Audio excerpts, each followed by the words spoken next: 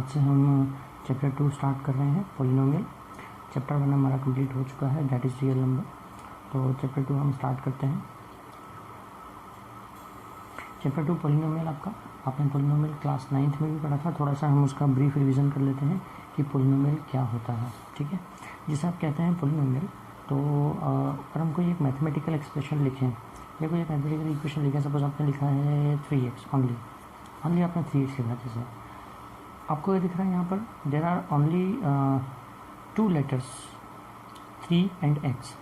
ये 3 एक constant number है, आपको पता है, और x एक वेरिएबल है। x की वैल्यू अननोन होती है हमारे लिए, है ना। 3 तो कांस्टेंट है और x एक अननोन वेरिएबल है आपके लिए। एंड ये दोनों जो आपको लेटर्स दिख रहे हैं, दोनों मल्टीप्लिकेशन में है ना, together they make a single term. तो इसे कहते हैं आप मोनोमियल। इसमें सिर्फ एक टर्म है, क्या कहोगे आप उसे? मोनोमियल। सिंगल टर्म है, इसमें सिर्फ एक टर्म है।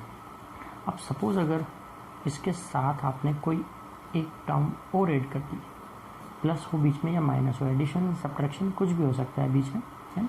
Now there are 2 terms 3x and 4, है ना। किसी भी तरह की हो सकती है वो टर्म, ठीक। तो आप इसे कहोगे बायनोमियल। इसमें 2 टर्म है बिकॉज, ठीक है।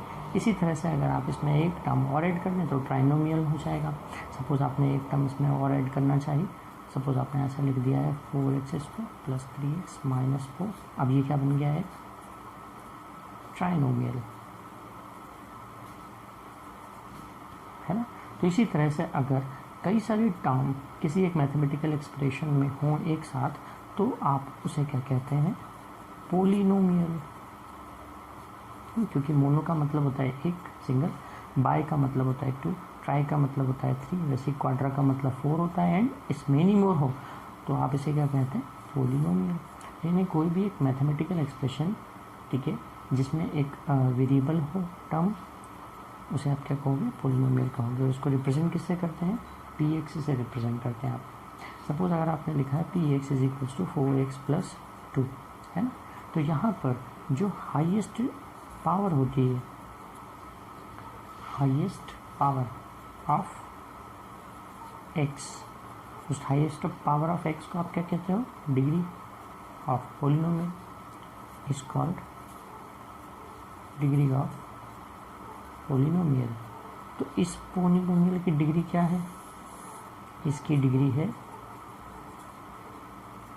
1। इस पोलिनोमियल की डिग्री है 1, ठीक है। और डिग्री 1 के पोलिनोमियल को हम कहते हैं लीनियर पोलिनोमियल, ठीक है। क्या कहते हैं उसको? Linear polynomial. यहाँ हम लिख देते हैं कि पोलिनोमियल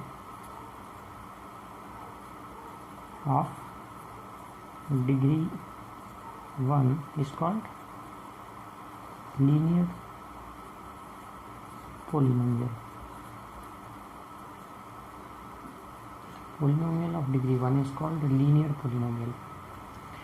वैसे ही अगर कोई पोलिनोमियल है p, सपोज ये y में है, ये जो पोलिनोमियल है इसका वेरिएबल कौन है? x। सो आप इसे किससे रिप्रेजेंट करते हैं? px से। p for polynomial of variable x, p for polynomial of variable y। किसी भी तरीके से आप लिख सकते हो, suppose 4y² minus 3y plus 2 आपने ऐसा लिखा, ठीक है। इसे कहते हैं आप क्वाड्रेटिक पोलिनोमियल। क्वाड्रेटिक पोलिनोमियल, यानी डिग्री 2 के पोलिनोमियल को आप क्या कहोगे? क्वाड्रेटिक पोलिनोमियल, ठीक। अब वैसे ही 3 डिग्री का भी पोलिनोमियल हो सकता है, तो 3rd डिग्री के पोलिनोमियल को आप क्या कहोगे? कोई भी आप कोई भी वेरिएबल ले सकते हो, ऐसा कोई कंपल्शन नहीं है ना। आप कोई भी वेरिएबल ले सकते हो। हमने 3rd वाले एग्जांपल के लिए z ले लिया वेरिएबल, ठीक है। x लिया था पहले, फिर y लिया था, हमने z ले लिया। आप कोई भी ले सकते हो वेरिएबल, तो ठीक। 1/2z² माइनस 6z, ठीक है, प्लस 8, कुछ भी हो सकता है। आप इसे क्या कहोगे? Cubic polynomial. जो 2nd डिग्री का पोलिनोमियल होता है आप उसे कहते हो क्वाड्रेटिक पोलिनोमियल। जो 3rd डिग्री का पोलिनोमियल है आप क्या कहोगे? उसे क्यूबिक पोलिनोमियल। तो यहाँ तक आपको समझ में आया कि पोलिनोमियल क्या होता है? एक मैथमेटिकल एक्सप्रेशन जिसमें एक से ज़्यादा टर्म हो, ठीक है, जिसमें एक से ज़्यादा टर्म हो उसे आप क्या कहोगे, पोलिनोमियल। और जो वेरिएबल है उसकी हाईएस्ट पावर को आप क्या कहते हैं, उस पोलिनोमियल की डिग्री। वेरिएबल की हाईएस्ट पावर को आप क्या कहेंगे, उस पोलिनोमियल की डिग्री कहेंगे। ठीक है, देखिए ऐसा कोई ज़रूरी नहीं है कि किसी पोलिनोमियल में वेरिएबल का होना ज़रूरी नहीं है। हाँ, अगर सपोज़ मैंने एक पोलिनोमियल लिखा है कि पी एक्स, यहाँ पर लिखेगा, सपोज़ मैंने एक पोलिनोमियल लिखा है P X is equals to, suppose मैंने लिखा सिर्फ ऐसा लिखा है 7, यहाँ एक्स के टर्म कुछ भी नहीं है। ठीक है, यहाँ पे एक्स के टर्म में कुछ नहीं लिखा हुआ, तो ऐसा नहीं है कि हम इसको पोलिनोमियल नहीं कहेंगे जी, हम इसे पोलिनोमियल कहेंगे। इसमें ये जो टर्म है ये कौन सी टर्म है, कांस्टेंट टर्म है। ठीक है, एक कांस्टेंट टर्म है। आप इसको ऐसा तो लिख सकते हो ना, 7 into X to the power 0 लिख सकते हो ना, तो ये भी एक्स के टर्म में आ जाएगा। So you are right, P X equals to आपने 7 लिखा, आप 7 को 7 into X to the power 0 लिख सकते हो। X to the power 0 is 1, so this is also a polynomial. समझ में आया आपको? तो आपने ये समझ लिया ना कि क्या क्या पोलिनोमियल है ना, एक मैथमेटिकल एक्सप्रेशन जिसमें एक से ज़्यादा टर्म्स हो, है ना, और जिसमें वेरिएबल की जो पावर है वो पावर क्या हो, एक क्या कहते हैं उसको कि नेचुरल नंबर हो। ठीक है, एक नेचुरल नंबर हो, ओके, फ्रैक्शन में नहीं है। मतलब अगर आपके पास में ऐसा कोई एक्सप्रेशन लिखा हुआ है जिसमें सपोज ऐसा लिखा है P of X equals to,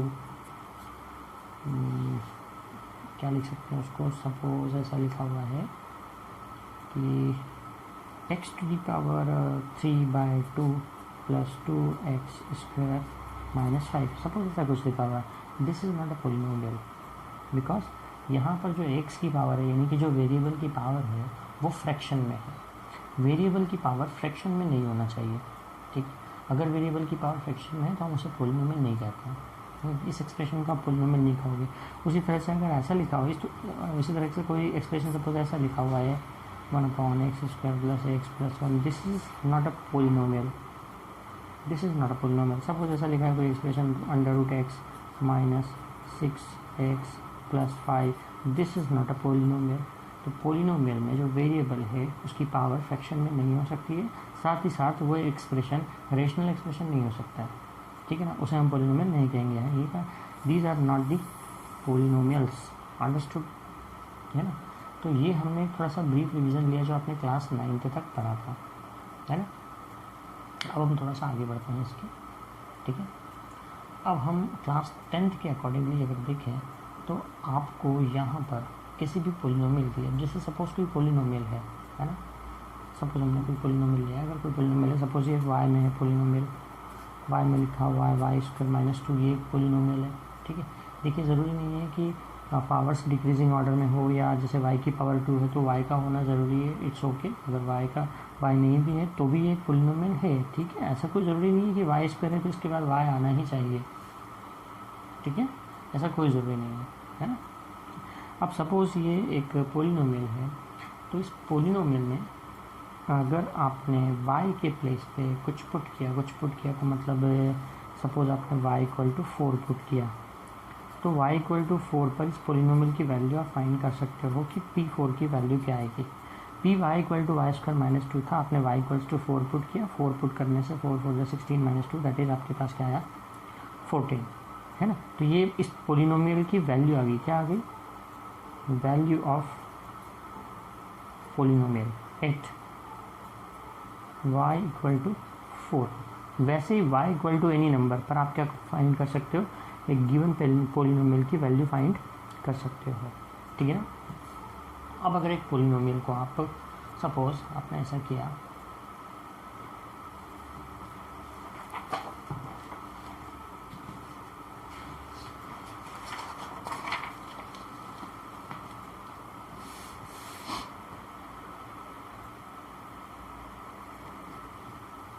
अगर सपोज किसी पोलिनोमियल में सपोज कोई पोलिनोमियल है px, है ना, px इक्वल टू करके कोई पोलिनोमियल है।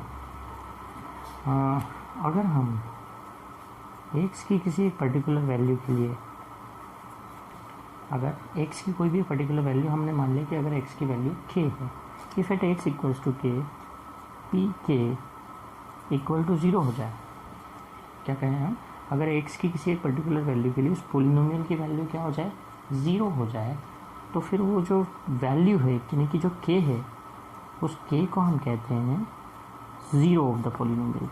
क्या कहते हैं आप उसे, ज़ीरो ऑफ द पोलिनोमियल। ठीक है, इसे आप क्यों ज़ीरो क्यों कहा आपने, क्योंकि x equal to k put करने से पोलिनोमियल की वैल्यू क्या हो गई है, 0 हो गई है।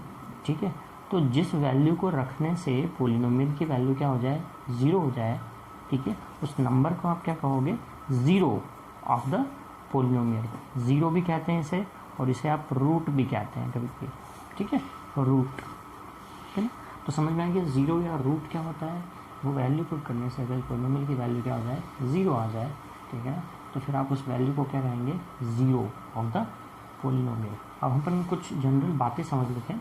जैसे अगर मैंने कोई एक पोलिनोमियल ले लिया px equal to general form ली मैंने, जैसे ax प्लस b, ऐसी वैल्यू मैंने ले ली, जनरल वैल्यू ले ली।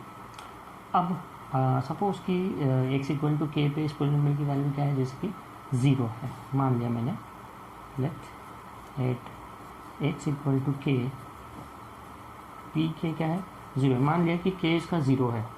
ओके, इन्हें मैं क्या लिखूंगा, ए के प्लस बी इक्वल टू 0। देखिए आपने ये पोलिनोमियल सपोज किया, मान लिया आपने कि x इक्वल टू के पे इस पोलिनोमियल की वैल्यू 0 है, तो x इक्वल टू के क्या हुआ, 0 of the polynomial. x equal to K जब आप यहाँ पे रखेंगे तो ये हो जाएगा ए के प्लस बी, है ना, और x इक्वल टू के रखने से इस एक्सप्रेशन की वैल्यू क्या हो रही है, 0, तो यहाँ से k की वैल्यू क्या आएगी,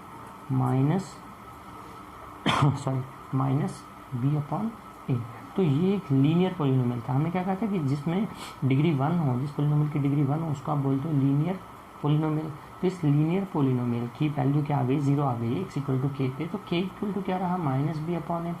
इसको अपन एक पर्टिकुलर अगर फॉर्म के उसमें देखें तो हम क्या देख रहे हैं, माइनस ये बी क्या थी, कॉन्स्टेंट टर्म थी ना, बी क्या थी, कॉन्स्टेंट टर्म, इसमें एक्स नहीं था ना, कोएफिशिएंट, डिवाइडेड बाय ए क्या है, कोएफिशिएंट ऑफ एक्स। मतलब आपके पास में एक जनरल फार्मूला बन गया लीनियर पोलिनोमियल के लिए। तो लीनियर पोलिनोमियल का 0 that is minus of constant term divided by coefficient of x, एक जनरल फार्मूला आ गया आपके पास में, है ना। अब अगर अपन इसका देखें कि इसका ज्योमेट्रिकल मीनिंग अगर हम निकालें, इसके लिए मैं एक एग्जांपल लेता हूँ, ठीक है।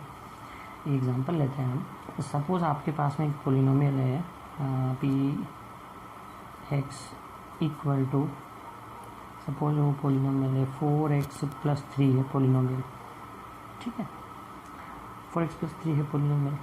तो इस पोलिनोमियल की हेल्प से हम क्या पता कर सकते हैं, जैसे इसको हम लीनियर पोलिनोमियल क्यों कहेंगे, उसके लिए हम एक ग्राफ ड्रॉ करते हैं। ग्राफ ड्रॉ कैसे करें, x की वैल्यू पुट करने से आपको इस पोलिनोमियल की डिफरेंट वैल्यूज़ मिलेंगी ना, x की कुछ भी वैल्यू पुट करने से आपको डिफरेंट वैल्यू मिलेगी, है ना। आप इसको मान लीजिए कि ये y के इक्वल है, 4x प्लस 3, नया वेरिएबल मान लिया आपने y। तो जैसे आपने ऐसे x को रखा 0, तो y की वैल्यू क्या मिली आपको 3, यहाँ पे ये 4x है, 4x प्लस 3, x को 0 पुट करने से y की वैल्यू क्या मिली आपको 3 मिली। x की वैल्यू अगर आपने -1 रखी, कुछ भी आप आर्बिट्रेरी कोई भी वैल्यू रख सकते हैं, x की वैल्यू -1 रखेंगे तो -4 प्लस 3 दैट इज़ -1, क्या मिल जाएगा आपको -1। वैसे ही मन से आप कोई भी वैल्यू रख सकते हैं, मैंने मिनिमम 2 वैल्यू ले ली, ठीक है। अब इन 2 वैल्यू को लेने से अगर मैं एक ग्राफ प्लॉट करता हूँ, सपोज़ मैंने एक ग्राफ प्लॉट किया और आपका ये y एक्सिस हो गया, ये x एक्सिस हो गया, ठीक है, ये आपको पता ही होगा ग्राफ, तो ग्राफ क्या चीज़ होती है। देखिए x को 0 पुट करने से हमारे पास, x को 0 पुट करने से y इक्वल टू 3 आ रहा है, x की वैल्यू 0 यहाँ पर होगी, y की वैल्यू सपोज 3 1 2 3 यहाँ पर है, तो x को 0 पुट करने से y की वैल्यू 3 आ रही है, यानी 0,3 आपका पॉइंट कहाँ गया, यहाँ पर आ गया। ये पॉइंट आपका क्या है, 0,3 है, ये वाला पॉइंट है ना। दूसरी वैल्यू तो x इक्वल टू -1, ये देखिए मान लीजिए हम ये 1 2 3 इधर ले लेते हैं, इधर -1 -2 -3, नीचे -1 -2 -3। तो जो सेकंड पॉइंट था आपका वो था -1 -1, x इक्वल टू -1 पे y equal to -1, x equal to -1 पे y इक्वल टू -1 मतलब कि ये पॉइंट यहाँ पर आएगा x equal to -1 means this, y equal to -1 means this, मतलब इन दोनों का पॉइंट कहाँ आएगा, यहाँ पर आएगा। तो अगर हम इन दोनों को ज्वाइन कर देते हैं, इन दोनों को ज्वाइन करते हुए एक स्ट्रेट लाइन बन जाएगी एक स्ट्रेट लाइन। ये देखिए क्या बनी, एक स्ट्रेट लाइन बनी। इसलिए इसको लीनियर पॉलिनोमियल कहते हैं जिसमें x की हाईएस्ट डिग्री क्या हो, 1।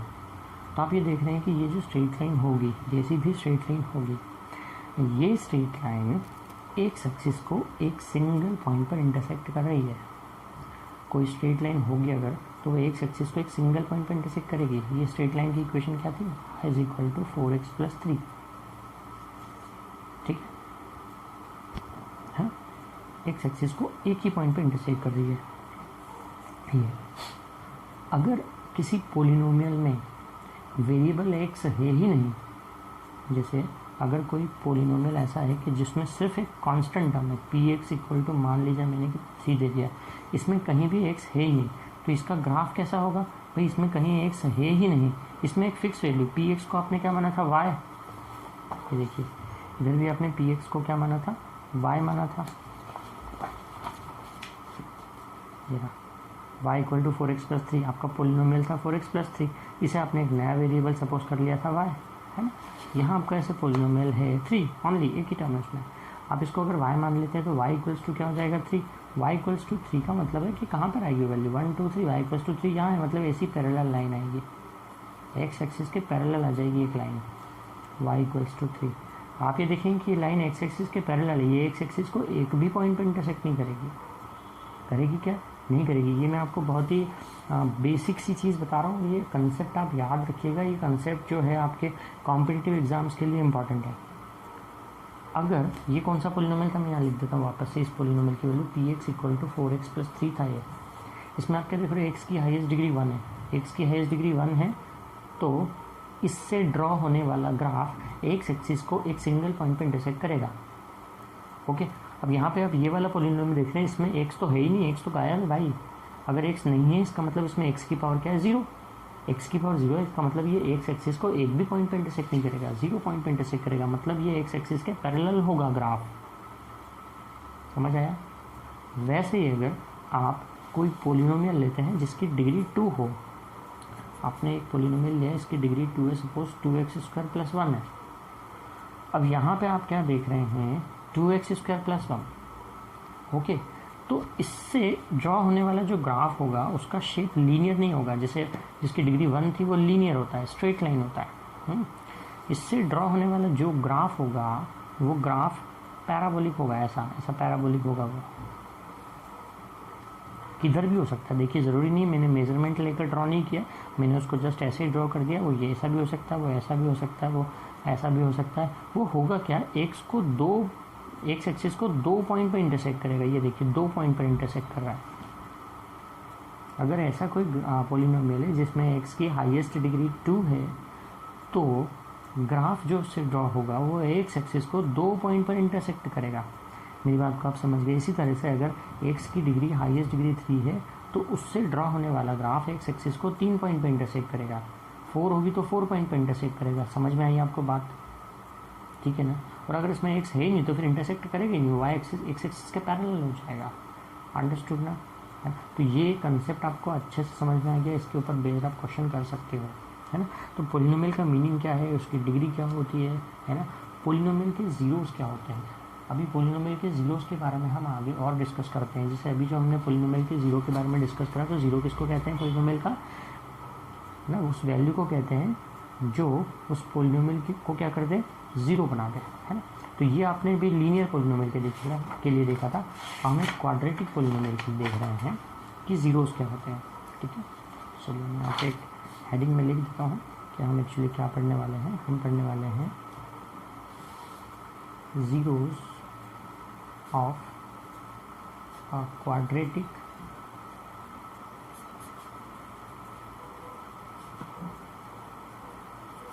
Polynomial. Zeros of a quadratic polynomial. Quadratic polynomial के जीरोस क्या हैं। तो हमने एक क्वाड्रेटिक पोलिनोमियल ले लिया है मन से लिया हमने कोई quadratic polynomial a x square plus B x plus c, okay है। हमने एक पॉलीनोमियल कंसिडर कर लिया x square plus B x plus c. हमें इसके ज़ीरोज़ फाइंड करना है कि इसके ज़ीरोज़ क्या हैं, ठीक है। तो इसको ज़ीरोज़ के लिए हम देखिए क्या कंसिडर करते हैं हम, कि हमें एक जनरल फार्मूला निकालना है इसके ज़ीरोज़ के लिए, ठीक है, क्वाड्रेटिक पॉलीनोमियल के लिए। देखिए ये है क्वाड्रेटिक पॉलीनोमियल, तो यहाँ पर x की दो वैल्यूज़ क्या होंगी, पॉसिबल होंगी। आपने कहा था ना जैसे एक्स एक्सिस को 2 पॉइंट पर इंटरसेक्ट करेगा, तो इस क्वाड्रेटिक इक्वेशन को आप, है ना, इसके 2 फैक्टर बना सकते हो। अगर आप इसे ले लेते हो ए एक्स स्क्वायर, हमें जीरोस फाइंड करना है ना, तो एक्स की उस वैल्यू को कहेंगे कि जो वैल्यू पुट करने से इसमें क्या आ जाए, जीरो जाए, तो X square plus B x plus C plus to zero आप लिख सकते हो। तो यहाँ से आपको 2 फैक्टर मिलेंगे, उस 2 फैक्टर से आपको एक्स की कितनी वैल्यूज़ मिलेंगी, 2 वैल्यूज़ मिलेंगी, है ना। एक्स की 2 वैल्यूज़ यहाँ से पॉसिबल होंगी। तो हम ऐसा सपोज कर लेते हैं कि वो जो दोनों एक्स की वैल्यूज़ हैं वो हैं, इसको हम एक एग्जांपल से भी समझेंगे बाद में। लेट हम ये मान लेते हैं अल्फ़ा एंड बीटा, ये 2 ग्रीक वर्ड्स हैं, ग्रीक लेटर्स हैं, अल्फ़ा और बीटा बोलते हैं इसको। Let alpha and beta be zeros of given polynomial. हमने मान लिया कि अल्फ़ा और बीटा इसके ज़ीरोज़ हैं, ठीक है। अल्फ़ा और बीटा अगर ज़ीरोज़ हैं, इसका मीनिंग क्या होगा कि X minus alpha into X minus beta equal to क्या आएगा, 0। क्योंकि एक बार करेंगे आप X minus alpha equal to 0, एक बार करेंगे आप X minus beta equal to 0, तो एक बार एक्स इक्वल टू अल्फ़ा आएगा और एक्स इक्वल टू बीटा आएगा। इस तरीके से आपको 2 वैल्यूज़ मिल जाएंगी। एक्स की 2 वैल्यूज़ पॉसिबल होंगी क्योंकि यहाँ से, क्योंकि ये क्वाड्रेटिक पॉलीनोमियल है ना। तो वो 2 वैल्यू आपने क्या कंसिडर कर ली कि अल्फ़ा और बीटा आ जाए वो 0। तो 2 फैक्टर होंगे, एक्स माइनस अल्फ़ा और एक्स माइनस बीटा, जो 0 के इक्वल होंगे, है ना। यानी कि हम इस पॉलीनोमियल को a x square plus B x plus c को फैक्टराइज करके लिख सकते हैं। और फैक्टराइज करके कैसा लिख सकते हैं, x minus alpha into X minus beta. अब देखिए जब फैक्टराइजेशन होता है तो साथ में आगे कोएफिशिएंट कुछ ना कुछ आ जाता है। अगर कोई भी कोएफिशिएंट नहीं होगा तो 1 होगा, अगर कुछ भी कोएफिशिएंट नहीं हुआ तो 1 होगा, मतलब के की वैल्यू 1 भी हो सकती है, ठीक है। इसको हम आगे एक एग्जांपल लेकर के समझेंगे कि यहाँ से के भी कैसे आता है। के कोई भी एक कांस्टेंट नंबर है ना। मैं यहाँ पर लिख देता हूँ कि के क्या है, वेयर के इज कांस्टेंट, कुछ भी कांस्टेंट है जो कॉमन हम ले सकते हो उस पॉलीनोमियल में से, तो ऐसा एक कांस्टेंट बाहर आ सकता है। और साथ में फिर क्या होगा, इस एक्सप्रेशन के 2 फैक्टर्स बन जाएंगे, x minus alpha into X minus beta. अब अगर हम इसका ब्रैकेट ओपन करें यहाँ पर से, ठीक है, मैं थोड़ा सा डायरेक्ट कर रहा हूँ, आप इसका ब्रैकेट ओपन करेंगे तो X square minus beta x minus alpha x plus alpha beta ऐसा आएगा। अगर आप माइनस साइन कॉमन ले लेंगे तो यहाँ ऐसा आ जाएगा alpha plus beta into x common, और minus minus plus alpha beta. मैंने थोड़ा सा डायरेक्ट कर दिया है एक स्टेप। आप इसको पूरा ब्रैकेट ओपन करेंगे तो X square minus beta x minus alpha x plus alpha beta, तो मैंने एक्स कॉमन ले लिया माइनस साइन के साथ में, है ना। तो ये मैथमेटिकल एक्सप्रेशन इस तरीके से आ गया। मतलब अगर आप के का अंदर मल्टीप्लाई कर देंगे तो ये एक्सप्रेशन ऐसा हो जाएगा, के x square minus k into alpha plus beta x plus sorry के इंटू अल्फ़ा बीटा, ठीक है। अब लेफ्ट हैंड साइड में क्या चल रहा है आपके, a x square plus B x plus c, ये आपका गिवन था पॉलीनोमियल, है ना। यहाँ से अगर आप कंपेयर करें, on comparing powers of x की पावर्स को अगर आप कंपेयर करें तो यहाँ देखिए एक्स स्क्वायर है ना, ये रहा एक्स स्क्वायर, इसका कोएफिशिएंट क्या है, के, और यहाँ पर एक्स स्क्वायर का कोएफिशिएंट क्या है, ए। यानी कि ए किसके इक्वल हो गया, के, ठीक है। एक्स स्क्वायर का कोएफिशिएंट है के, यहाँ एक्स स्क्वायर कोएफिशिएंट है ना, के इक्वल्स टू ए। दूसरा देखिए यहाँ एक्स का कोएफिशिएंट है बी, जो किसके इक्वल है, यहाँ एक्स का कोएफिशिएंट है minus k into alpha plus beta. Coefficient of x is minus k alpha plus beta, coefficient of x is b, so b is equals to minus k into alpha plus beta. And constant term, here constant term is c, which is equals to, here constant term is k alpha beta. There is no x in this term, there is no x in this term. This is a constant term which is k into alpha plus alpha into beta, है ना। ये क्या हो गया आपका, c हो गया। तो यहाँ से हमें क्या देखने को मिल रहा है, देखिए 1 2 3 वैल्यू मिलेंगे आपको, ए बी सी। ए किसके इक्वल है, के बी इसके इक्वल है। तो यहाँ से देखिए के इक्वल टू अगर आप ए पुट कर देंगे इस एक्सप्रेशन में तो आपको क्या मिल जाएगा, alpha plus beta equal to ये बी और अपॉन में आ जाएगा ना माइनस के, यानी कि माइनस ए, यानी कि आपको क्या मिला यहाँ से अल्फ़ा प्लस बीटा की एक वैल्यू मिली ना, क्या वैल्यू मिली आपको अल्फ़ा प्लस बीटा की, माइनस बी अपॉन ए मिली। देखिए आप बड़ी ध्यान से, है ना, और देखिए alpha plus beta equal to B था, माइनस के है, यहाँ से a इक्वल टू के है तो k की वैल्यू आप a पुट कर दीजिए, इसे a को ले जाएंगे डिवाइड में तो माइनस बी अपॉन ए हो जाएगा अल्फ़ा प्लस बीटा। और वैसे alpha into beta c upon के यानी c अपॉन ए। तो आपको दो वैल्यूज़ मिली, एक मिला अल्फ़ा प्लस बीटा, एक मिला अल्फ़ा इंटू बीटा। इसे कहते हैं आप sum of roots and product of roots, या sum of zeros and product of zeros. इसको क्या बोलोगे आप, sum of zeros and this is product of zeros। ठीक है ना। यहाँ से alpha plus beta third equation से आया होगा, आप जब देखिए alpha plus beta equal to c के चले जाएगा डिवाइड में तो सी अपॉन के की वैल्यू ए है, alpha into beta c upon a आ गया। Sum of zeros and product of zeros, यहाँ तक आपको समझ में आ गया कि सम ऑफ जीरोज़ क्या होते हैं, प्रोडक्ट ऑफ जीरोज़ क्या होते हैं। अगर हम इसको लैंग्वेज में लिखें तो देखिए क्या है ये, माइनस बी अपॉन ई था, बी क्या था, एक्स का कोएफिशिएंट था ना, कोएफिशिएंट ऑफ एक्स था, अपॉन ए क्या था, coefficient of x square, coefficient of x square. And alpha into beta क्या है, सी अपॉन है, सी क्या थी, constant term, constant term, upon a क्या है, coefficient of x square, coefficient of x square. तो आपको alpha plus beta into alpha beta की वैल्यू पता चल गई है क्या, अभी आप डायरेक्टली अप्लाई कर सकते हैं एक्सरसाइज में सॉल्व करने के लिए। ठीक है, alpha plus beta and alpha into beta. तो पोलिनोमियल का बेसिक आपको समझ में आ गया होगा, है ना, कि क्या है पोलिनोमियल का बेसिक, हम क्या करने वाले हैं आगे जा करके। इसकी जो एक्सरसाइज 2.1 है आपकी एनसीईआरटी की, उसमें आपको कुछ ग्राफ्स गिवन है, मैं उसको ओरली ही सॉल्व कर देते हैं हम उसको। आपको इस एक्सरसाइज में सिर्फ एक ही क्वेश्चन है, उसमें आपको ग्राफ्स गिवन है, डिफरेंट ग्राफ्स गिवन है, और आपको ये पता करना है उसमें नंबर ऑफ़ जीरोज़ क्या हैं पोलिनोमियल के। तो जो फर्स्ट ग्राफ है उसमें आपको दिख रही है एक्स के पैरेलल है एक लाइन, वो एक्स एक्सिस को कहीं भी इंटरसेक्ट नहीं कर रही है, कहीं भी इंटरसेक्ट नहीं कर रही, मतलब क्या होंगे उसके जीरोज़, कितने होंगे उसके जीरोज़, एक भी नहीं होगा उसके, कोई भी जीरोज़ नहीं होंगे उसके, है ना, क्योंकि वो कांस्टेंट पोलिनोमियल है, क्योंकि एक्स एक्सिस को कहीं भी इंटरसेक्ट नहीं करता है। ठीक, जैसे दूसरे वाले ग्राफ को अगर देखें तो वो एक्स एक्सिस को कितने पॉइंट पर इंटरसेक्ट कर रहा है, सेकंड वाला जो ग्राफ, सेकंड वाला ग्राफ भी एक्स एक्सिस को सिर्फ एक सिंगल पॉइंट पर ही इंटरसेक्ट कर रहा है, यानी उसके कितने जीरोज़ होंगे, 1 होंगे। वैसे आप थर्ड फोर्थ फिफ्थ को देख सकते हैं, आराम से आप देख सकते हैं। आपको सिर्फ ये देखना है कि गिवन जो ग्राफ है वो एक्स एक्सिस को कितने पॉइंट पर इंटरसेक्ट कर रहा है। ठीक है, आपका आंसर आ जाएगा। तो एक्सरसाइज 2.1 आपके एनसीईआरटी की तो बड़ी सिंपल सी है, तो आप आसानी से कर सकते हो। ठीक है, हम लेते हैं इसकी एक्सरसाइज 2.2 से हम सॉल्व करना स्टार्ट करते हैं। ओके, चलिए एक्सरसाइज 2.2 स्टार्ट करते हैं एनसीईआरटी का, जिसका जो क्वेश्चन नंबर 1 है। क्वेश्चन नंबर 1 में आपको फाइंड करना है ज़ीरोज़। मैं शॉर्ट में लिखता हूँ क्वेश्चन कि क्या करना है, आपको फाइंड करना है zeros of the polynomial and verify relationship between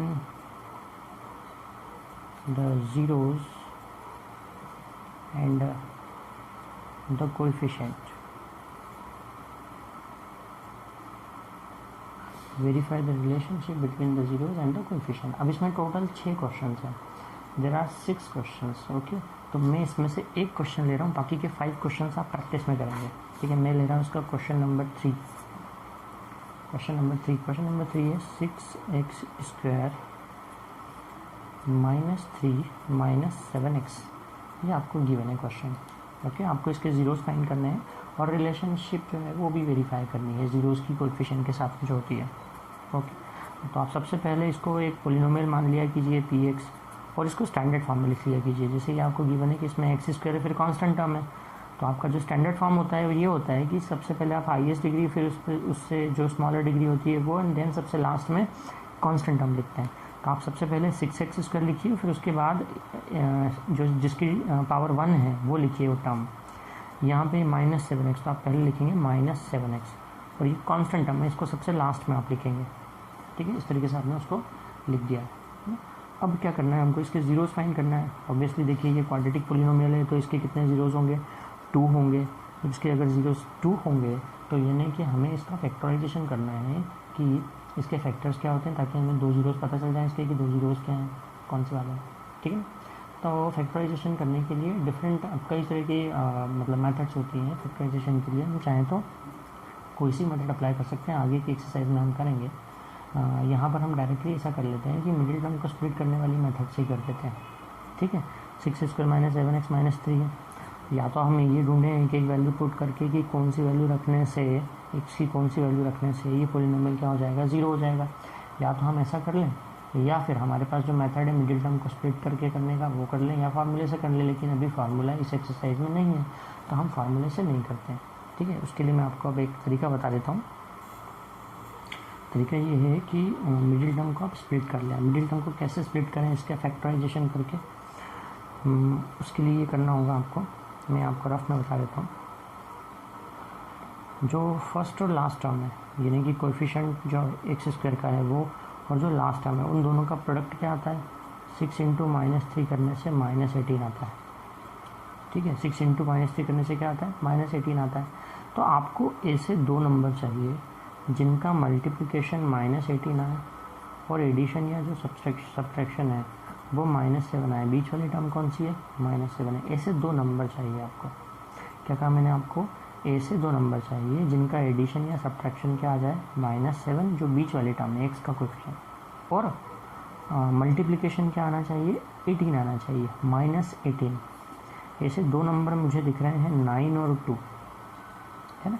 9 × 2 करने से क्या आता है, 18, और 9 में से 2 माइनस करने से क्या आता है, 7 आता है ना।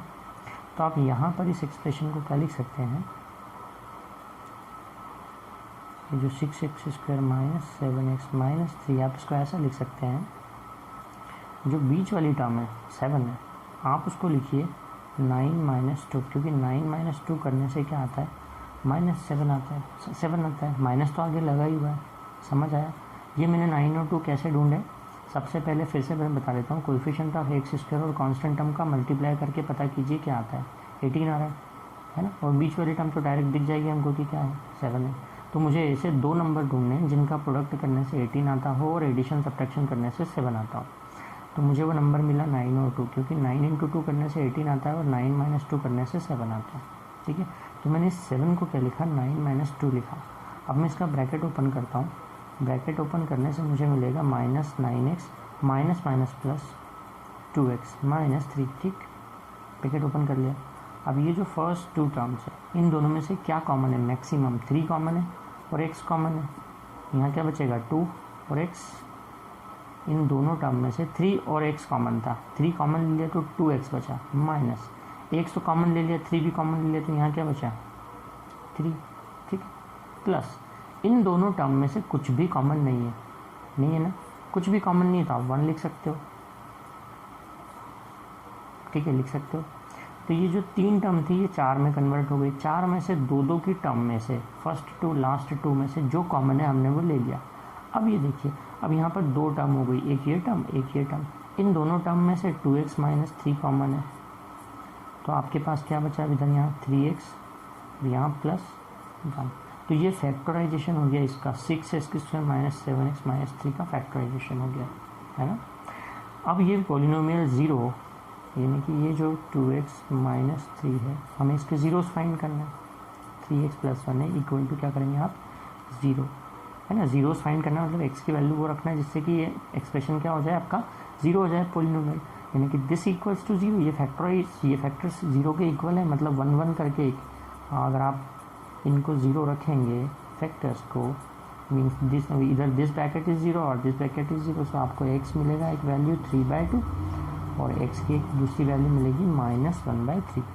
These are the zeros of the polynomial. मतलब आपका जो आंसर है, आपको पता करना था कि फाइंड द ज़ीरोज़, है ना। तो जो आपका आंसर होगा वो ये होगा कि ये दोनों हैं ज़ीरोज़, जो आपकी वैल्यू है ये भी आप यहाँ पे लिखेंगे आंसर में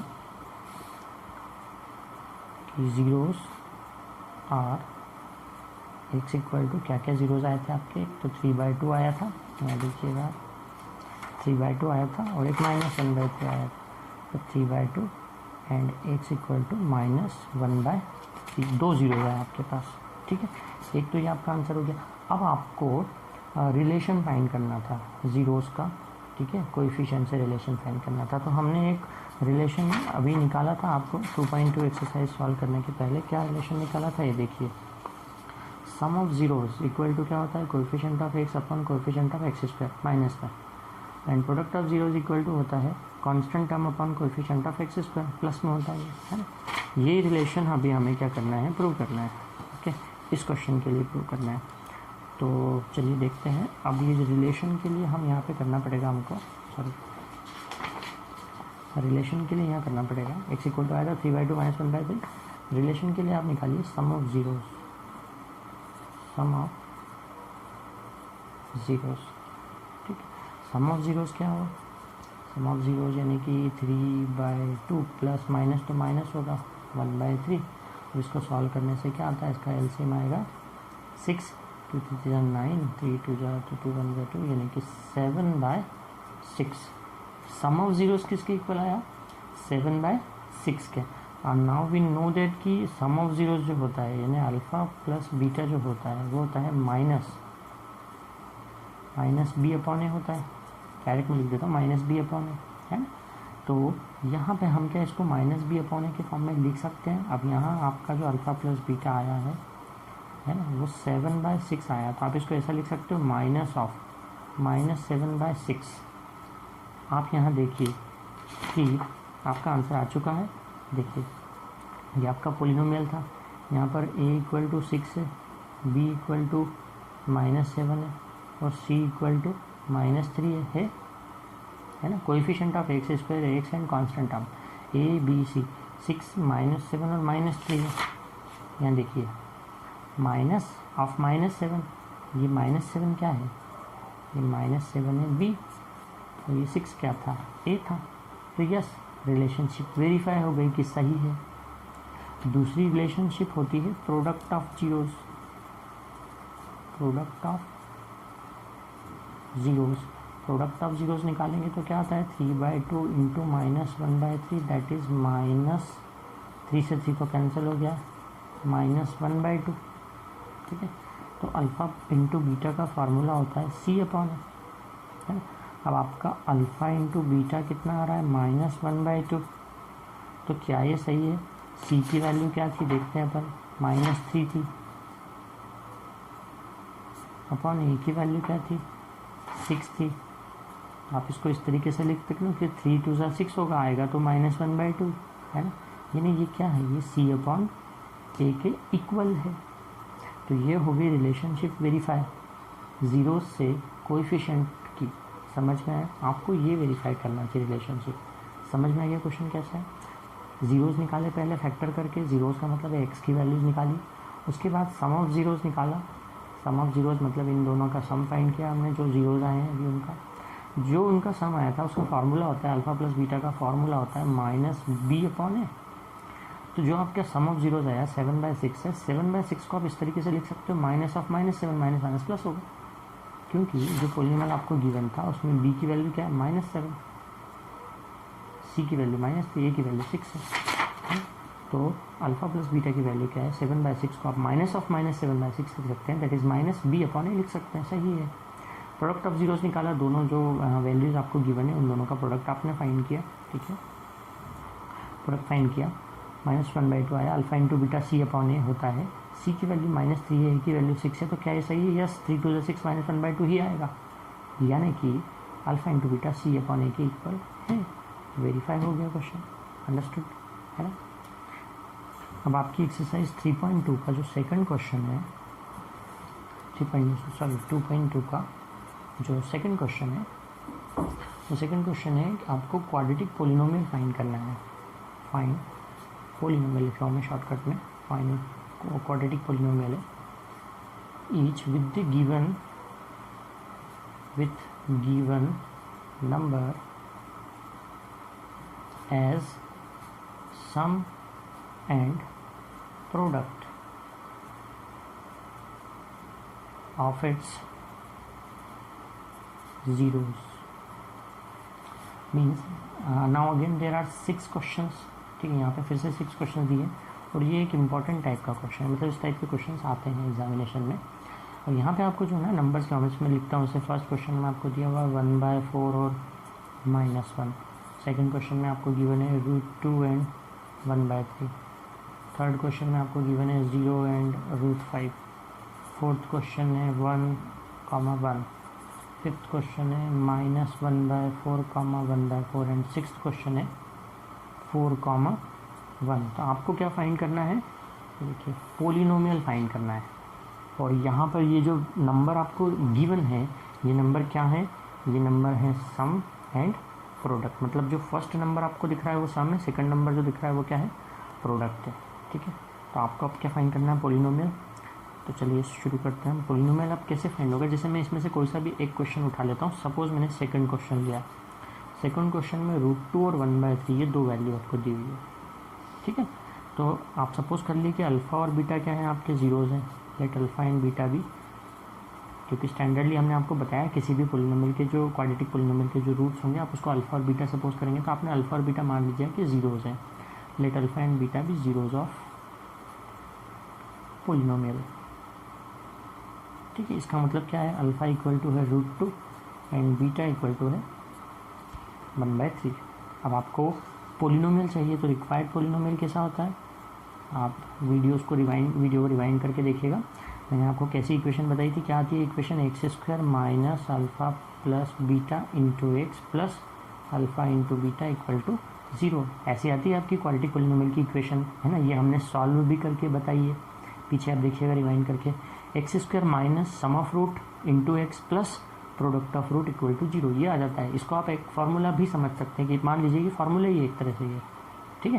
तो अब डायरेक्टली बस वैल्यू रखनी है आपको। x² माइनस, क्वेश्चन बहुत ही सिंपल होता है, x² minus alpha plus beta that is √2 plus 1/3 into X plus √2 into 1/3 equal to 0। Okay, अब यहाँ से इसको थोड़ा सा सॉल्व कर दीजिए। देखिए आप चाहें तो यहाँ पे आप एलसीएम ले सकते हैं। यहाँ पे इक्वेशन आप इस तरीके से बनाएं सॉल्व करने के लिए। आप यहाँ पे एलसीएम लेंगे तो ये हो जाएगा 3√2 प्लस 1 इंटू एक्स, ये पूरे के अपॉन में 3 प्लस ये होगा √2/3 इक्वल टू 0। इस पूरी इक्वेशन में आप 3 से मल्टीप्लाई कर दीजिए, तो 3x² minus 3√2 plus 1 into X plus √2 equal to क्या हो जाएगा 0। We are multiplying by 3 both side, है ना। तो यहाँ आ गया 3, यहाँ पे 3 से कैंसिल हो गया 3, यहाँ पे 3 से कैंसिल हो गया 3। ओके, तो ये आ गया आपका रिक्वायर्ड पोलिनोमियल। समझ में आया। तो इसी तरीके से करना है ये सारे क्वेश्चन 6 के 6। मैंने एक क्वेश्चन कर दिया है, बाकी सारे क्वेश्चन भी आप इसी तरीके से करेंगे। आप ये फार्मूला लगाना है बस, केवल एक formula, x² minus sum of root into X, ठीक है, प्लस प्रोडक्ट ऑफ रूट। समझ में आया आपको अच्छे तरीके से। यहाँ तक एक्सरसाइज 2.2 तक इसमें केवल 2 ही क्वेश्चन थे। फर्स्ट क्वेश्चन में से भी मैंने सिर्फ एक क्वेश्चन किया, बाकी के 5 आप ट्राई करें। सेकंड क्वेश्चन से में से भी मैंने एक क्वेश्चन किया है, बाकी के 5 क्वेश्चन आप ट्राई करेंगे, है ना। तो इतना पढ़ करके रखिए आप। एंड वन मोर थिंग, जो मैंने आपको असाइनमेंट दिया था, मैंने टेस्ट दिया था आपको, ऑनलाइन टेस्ट दिया था चैप्टर नंबर 1 का। आज भी मैंने आपको एक टेस्ट दिया है चैप्टर नंबर 1 का। तो वो जो टेस्ट है आप सीरियसली दें, क्योंकि रियल नंबर के 1-2 और ऑनलाइन टेस्ट में लूँगा, है ना।